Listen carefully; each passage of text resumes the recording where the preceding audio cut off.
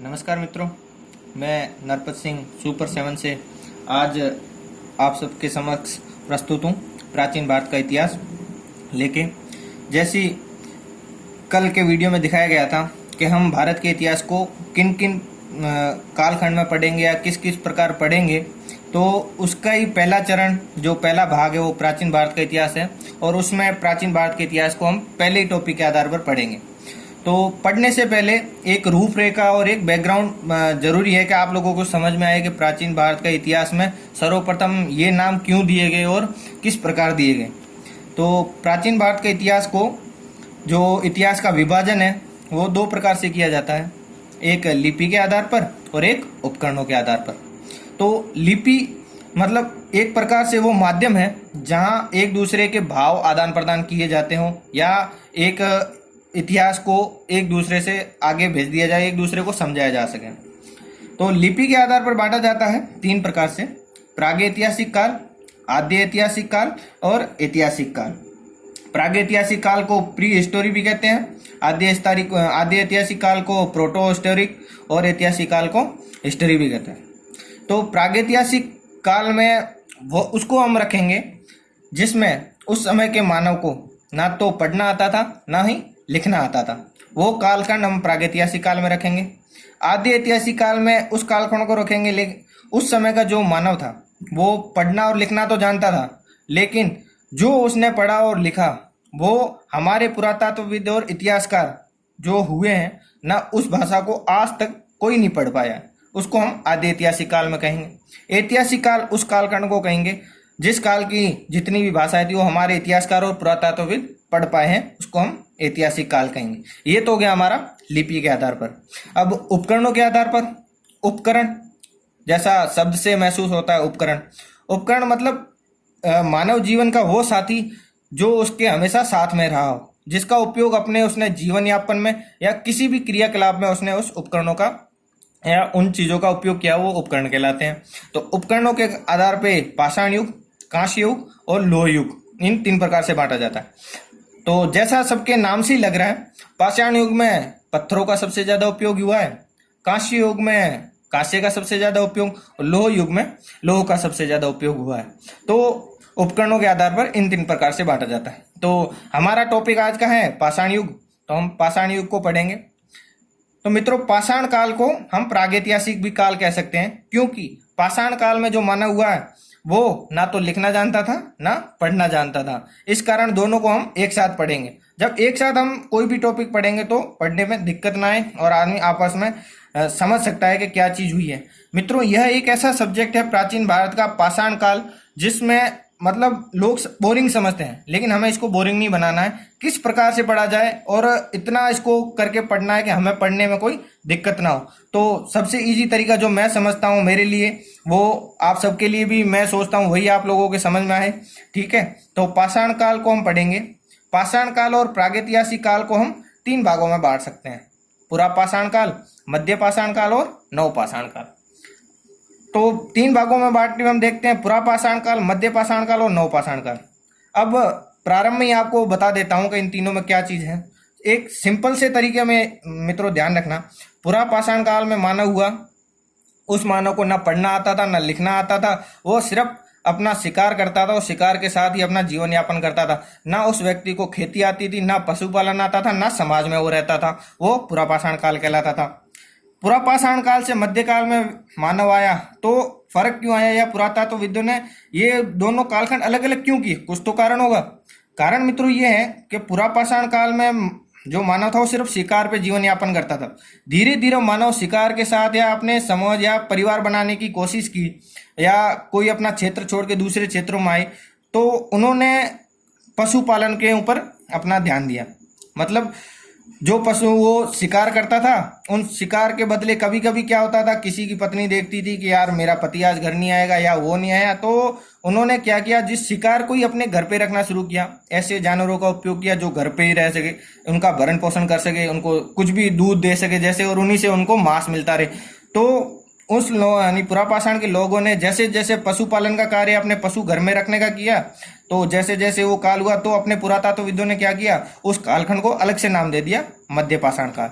तो मध्य पाषाण काल का हम मान सकते हैं कि इसमें जो मानव जीवन की महत्वपूर्ण घटना थी वो पशुपालन थी। इसमें जो मतलब मुख्य या जो भी प्रायोरिटी मानी जाए मानव की वो थी पशुपालन। पुरापाषाण में थी शिकार करना और मध्य पाषाण काल में थी अपना पशुपालन करना। तो मध्य पाषाण काल और नवपाषाण काल में क्या फर्क आ गया मित्रों? नवपाषाण काल और मध्य पाषाण काल में जो फर्क आया वो यह था कि पशुपालन और शिकारी तो मध्य पाषाण काल के व्यक्ति या मानव की जो भी वो प्रमुख यानी जो भी घटना थी वो मानी जाती, लेकिन नवपाषाण काल में जो पशु मानव ने रखने प्रारंभ किए तो उनके लिए घास वगैरह करना या घास वगैरह मिलना एक ही जगह पे मतलब वो नहीं मिल पाती थी। मनुष्य को घुमक्कड़ जीवन जीना पड़ रहा था, जिसके कारण उसको पशु सब कुछ साथ में लेके घूमना पड़ रहा था, जिससे उसको दिक्कत आने लगी। तो मनुष्य ने क्या किया, धीरे धीरे पशुपालन के लिए और अपने भरण पोषण के लिए खेती का उपयोग करने लगा। जैसे ही मनुष्य ने वहाँ खेती और वगैरह शुरू किया तो अपने पुरातत्वविदों को लगा कि ये एक घटना ऐसी हो सकती है जो अलग कालखंड को तोल सकती है, देख सकती है। तो अपने पुरातत्वविदों ने इसको भी अलग कांड का नाम दे दिया नवपाषाण काल। तो नवपाषाण काल में प्रमुख चीज क्या होगी? कृषि करना। पुरापाषाण काल का मानव सिर्फ शिकार करता था। मध्य पाषाण काल का मनुष्य पशुपालन करता था, पशुपालन के साथ साथ शिकार करता था। नवपाषाण का जो मानव था वो कृषि करता था, कृषि के साथ पशुपालन करता था और पशुपालन के साथ शिकारी करता था। जो यहाँ मुख्य घटना थी वो यहाँ तक आते आते अपन उसका अंतिम प्रायोरिटी जो बन गई वो चीज बन गई कि वो उसके अंतिम छोर पे बढ़े। तो इन तीन घटनाओं को हम पढ़ेंगे, जिसमें आज हम इन दो घटनाओं को पढ़ेंगे, पुरापाषाण काल और मध्य पाषाण काल। नवपाषाण काल हम कल पढ़ेंगे, क्योंकि नवपाषाण काल था उससे ही आगे की जितनी भी संस्कृतियां हुई उसका जो नींव भरी गई वो नवपाषाण काल थे। तो इस तरीके से आपको नवपाषाण काल इस प्रकार समझाया जाएगा, जो आगे वाली संस्कृति या सभ्यता है उनको पढ़ने में दिक्कत ना हो, तो उसके कारण नवपाषाण काल को हम कल पढ़ेंगे। पुरापाषाण काल और मध्य पाषाण काल आज हम पढ़ेंगे। इन दोनों में यही है कि पुरापाषाण काल का जो व्यक्ति था वो शिकारी था, मध्य पाषाण काल का जो था वो पशुपालन और शिकारी दोनों था। ये इन दोनों की महत्वपूर्ण घटना है। तो आज हम पढ़ेंगे अभी पुरापाषाण काल। पुरापाषाण काल को मित्रों हम तीन प्रकार से तीन भागों में बांट सकते हैं, निम्न पुरापाषाण काल, मध्य पुरापाषाण काल और उत्तर पुरापाषाण काल, उच्च पुरापाषाण काल। इनको जलवायु के आधार पर मित्रों बांटा जाता है। जैसे जलवायु जिस प्रकार से हुई या मनुष्य को जिस प्रकार से जीना है उस प्रकार से। तो निम्न पुरापाषाण काल को हम हिमयुग भी कह सकते हैं, तो इसको हम हिमयुग भी कहते हैं। तो निम्न पुरापाषाण काल का जो कालखंड माना जाता है लगभग हर जगह अलग अलग बनता है, सबका दिमाग अलग है, सब पुरातत्वविद अलग अलग खोज करते हैं, सब इतिहासकार अलग अलग मानते हैं, लेकिन जो मुख्यतः मिलता है वो 6 लाख ईसा पूर्व से लेके 1.5 लाख ईसा पूर्व तक इसका कालखंड मिलता है। निम्न पुरापाषाण काल में जो मुख्य उपयोग किया गया वो क्वार्टरजाइट और जैस्पर पत्थरों का उपयोग किया गया, ठीक है। और इसमें हस्तकुठार को हैंडेक्स भी कहते हैं। जैसे हस्तकुठार का उपयोग यानी क्या होता है वो आपको बता देता हूँ। हस्तकुठार इस प्रकार के एक लकड़ी के अंदर इस प्रकार का एक पत्थर घुसा दिया जाता है, तो ये हस्तकुठार कहलाता है, मतलब कुल्हाड़ी। वर्तमान समय में जो कुल्हाड़ी का ही है उसका ही वो अभ्रंश रूप या जो है वो हस्तकुठार कहलाता है। इसी को अच्छा करते करते वर्तमान समय में जो कुल्हाड़ी है वो आ गई है, ठीक है। और खंडक चोपर मित्रों पुराने जमाने में जितने भी पत्थरों के उपकरण थे ना वो इस प्रकार से थे, ये इस प्रकार से। तो इनको कभी यहाँ से अलग शेप दे दिया गया, कभी यहाँ से नुकीला कर दिया गया, कभी यहाँ से त्रिकोण कर दिया, कभी यहाँ से तीखा कर दिया गया, मतलब कोण उनका आकृति यही रहेगी, लेकिन उनको अलग अलग जगह से नुकीला कर दिया तो उनका नाम अलग अलग दे दिया गया। खंडक चोपर इसी प्रकार का एक औजार है। निम्न पुरापाषाण काल का जो मतलब भौगोलिक स्थिति हम माने तो निम्न पुरापाषाण काल जो मुख्यतः मिलता है वो सोहन नदी घाटी में मिलता है। सोहन नदी घाटी वर्तमान समय में पाकिस्तान के बलूचिस्तान में है, लेकिन जिस समय मानवता भौगोलिक कोई सीमा नहीं थी, मानव अपना स्वतंत्र रूप से जीवन जी रहा था, अपना शिकार करता और जीवन यापन करता। तो सोहन नदी घाटी वर्तमान बलूचिस्तान पाकिस्तान में है, वहाँ ये निम्न पुरापाषाण का मानव रहता था। उस समय चापर चॉपिंग वेवल नामक उपकरण का उपयोग करता था, जिसके कारण उसको सोहन संस्कृति भी कहा जाता है। वहां मानव ज्यादातर रहा, इस कारण इसको निम्न पुरापाषाण काल को सोहन संस्कृति भी कहा जाता है और मद्रास संस्कृति भी कहा जाता है। मद्रास संस्कृति क्यों कहा जाता है? क्योंकि मद्रास में हस्तकुठार मतलब हैंडेक्स या कुल्हाड़ी जो है वो मद्रास में मिली है। इसके कारण यहाँ बहुत ज्यादा उपकरण मिले हैं, जिसके कारण हम उसको इसको हम मद्रास संस्कृति भी कहेंगे। मद्रास का एक जगह है बादम दुराई, बादम दुराई। यहाँ से कई प्रकार के उपकरण मिले, जैसे ये हस्त कुठार है वो भी बादम दुराई से मिला है, तो इसके कारण इसको मद्रास संस्कृति भी कहा जाता है। नवपाषाण काल को सोहन संस्कृति भी कहा जाता है और मद्रास संस्कृति भी कहा जाता है। तो और अपने भारत में एक अलग जगह से जैसे बेलन नदी घाटी में भी कई प्रकार के औजार मिले हैं। तो ये था निम्न पुरापाषाण काल, जिसको हिमयुग भी कहते हैं। धीरे धीरे हिमयुग मतलब यहाँ पूरी सर्दियां ही रहती थी, ठीक है। धीरे धीरे जो कालखंड आया वो मध्य पुरापाषाण काल। यहाँ क्या हुआ कि हिमयुग से यहाँ थोड़ी सी आर्द्रता आने लगी या थोड़ी सी गर्मी आने लगी, तो इस कालखंड को अलग नाम दे दिया मध्य पुरापाषाण काल। इस मध्य पुरापाषाण काल का जो कालखंड माना जाता है वो 1.5 लाख ईसा पूर्व से 35,000 ईसा पूर्व के मध्य माना जाता है। तो निम्न पुरापाषाण काल और मध्य पुरापाषाण को अलग क्यों किया, कुछ तो कारण होगा। इसका मुख्य कारण है कि निम्न पुरापाषाण काल में जो पत्थरों का उपयोग किया जाता है वो नॉर्मल काफी मोटे पत्थर होते थे, ठीक है। उनकी आकृति तो ऐसी रहती थी लेकिन वो काफी मोटे थे।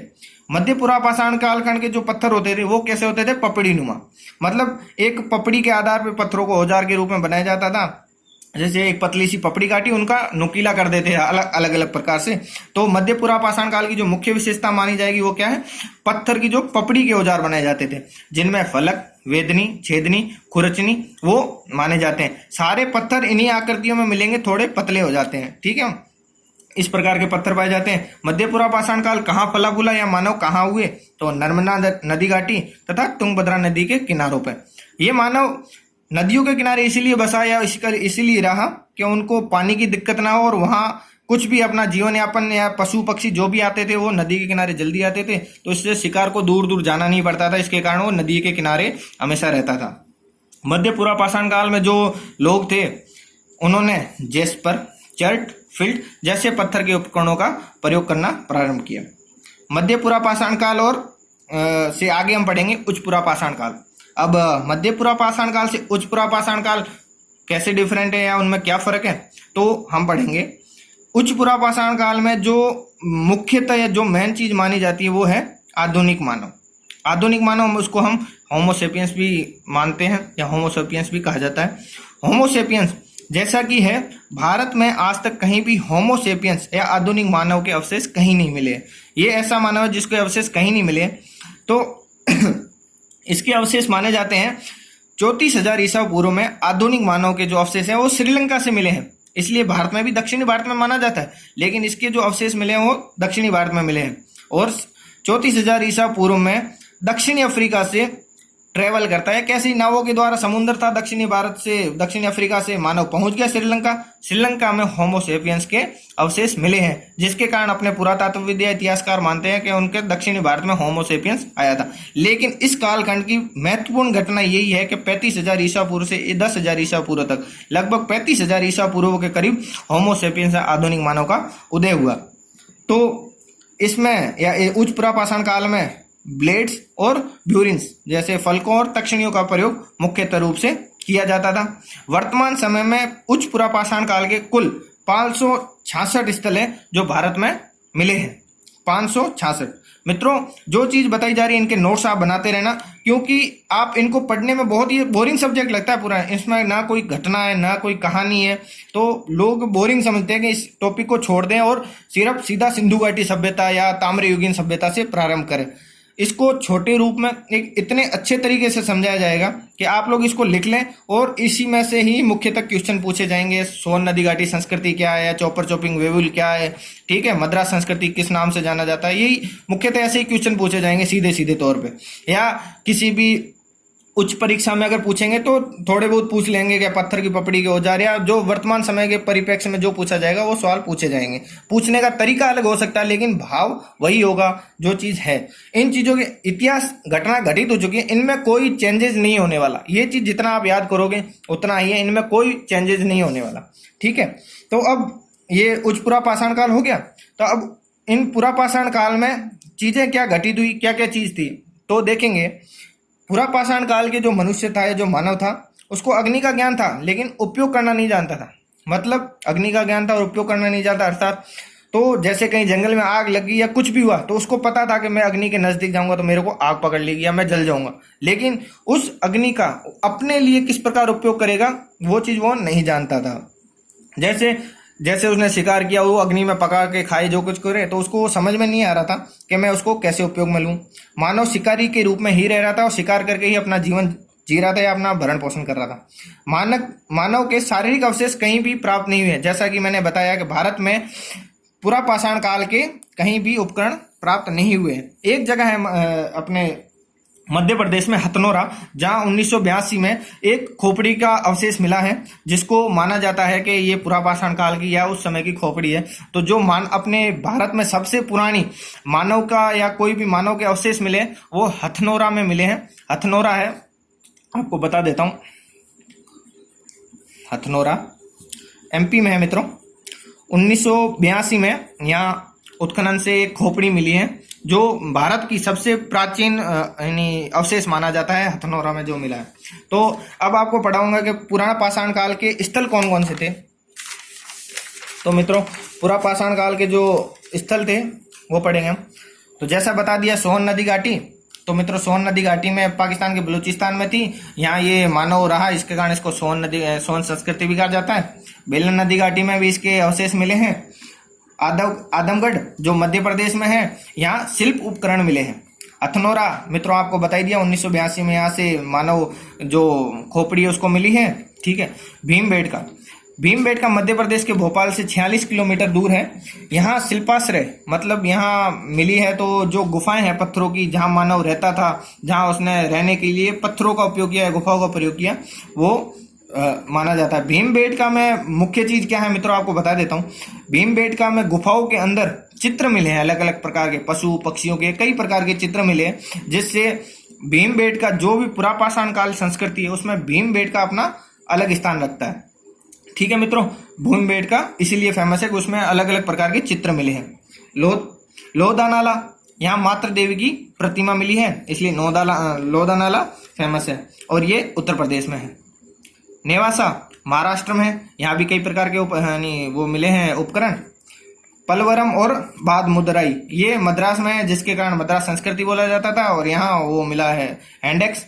ठीक है। दिद्वाना ये राजस्थान का इलाका है, यहाँ भी कई प्रकार के उपकरण मिले हैं। बाकी तुंगभद्रा नदी और नर्मदा नदी के किनारे मानव रहा, नदी के किनारे रहा, वहां शिकार करता था, वो इसके रहने का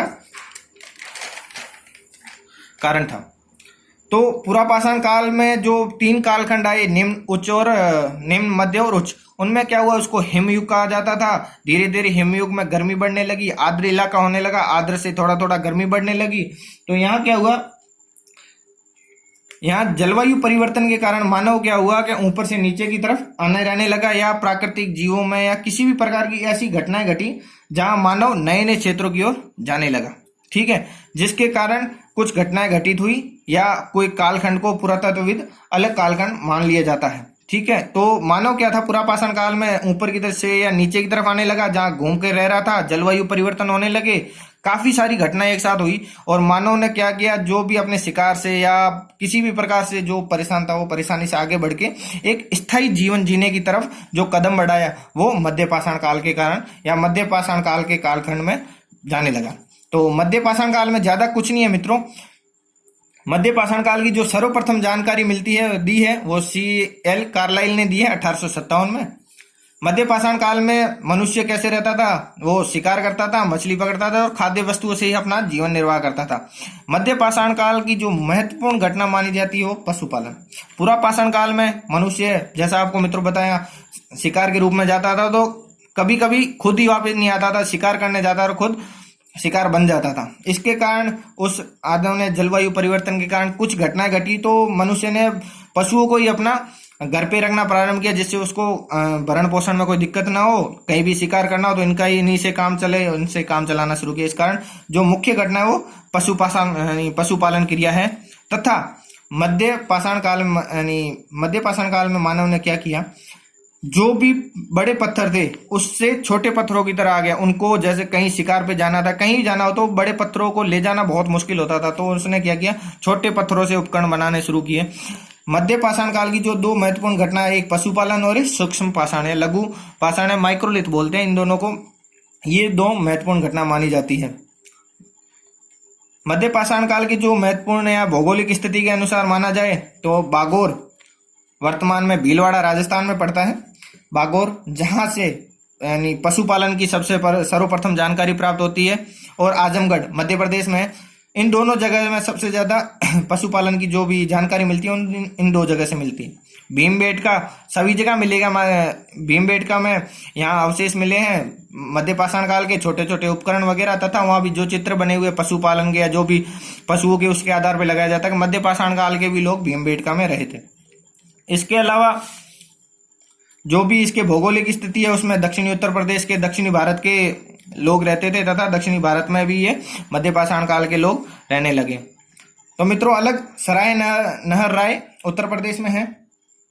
यहाँ पे युद्ध के प्राचीनतम साक्ष्य, युद्ध के प्राचीनतम साक्ष्य मिले हैं मित्रों।